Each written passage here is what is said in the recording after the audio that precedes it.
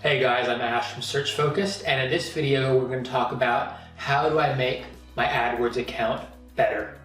It's a broad kind of statement, right? But I'm going to touch on some key pillars of what makes a good AdWords account, and those basically stem from structure, the keywords that you use, and the creative. There's other things that we can obviously talk about, but I'm going to just overview those because as I talk about in my courses and any of my other work, the foundation is everything. Now, structurally is where a lot of accounts I feel go wrong. And this is as simple as things like naming conventions, how you set the accounts up, and the actual way that you decide to take things from your site and put them onto an actual AdWords account. Most people seem to just create one or two campaigns and press go. Whereas what you should be doing is building out multiple campaigns, naming them accordingly and succinctly, and basing it off of starting with your site taxonomy and the main products you offer. Use that as a guidepost. So, from what's on the site, you can actually build out campaigns and have specific keywords in them and name them up. Don't just call it campaign 1. So many people do that, and it's impossible to know what's in there. You should have multiple campaigns. Now, the other part of structure overlaps with keywords, and that's naming your campaigns to include the keyword match type that you're going to find in that campaign. Now, if you haven't seen my video on the match type strategy to use, then I'll put the link in the description, or you can download the free PDF on my site. In that video, I talk about how you should only use broad match modifier and exact match keywords and put them in separate campaigns. So structurally, you're going to make sure that your campaigns are labeled up, aligned with whether it's a broad match modifier or an exact match keyword that you're going to find in there.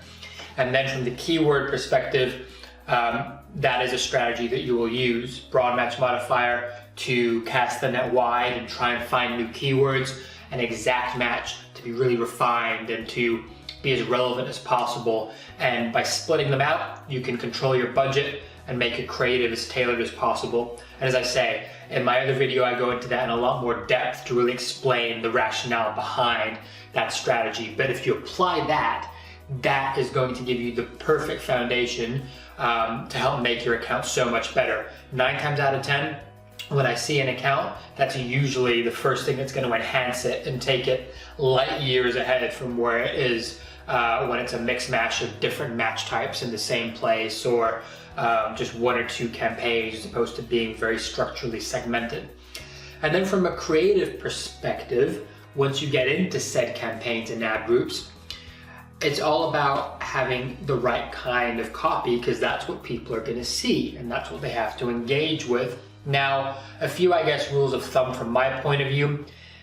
Each ad group should have 3 or 4 bits of ad copy live at any given time.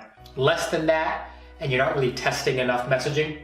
More than that, and it becomes too convoluted and also hard for you to manage. So I would suggest keep 3 to 4 rotations live in an ad group at any given time.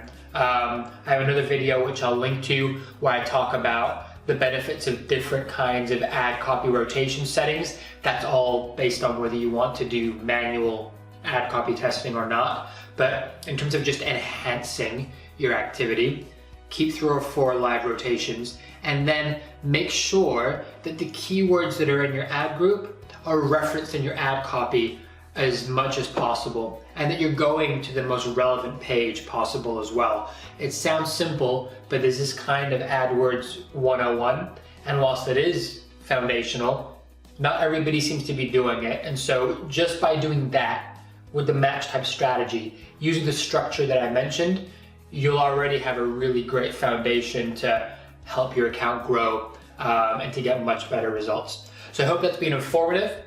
I look forward to you guys applying some of these things and seeing what results you get, and do share the comments on that in the section below.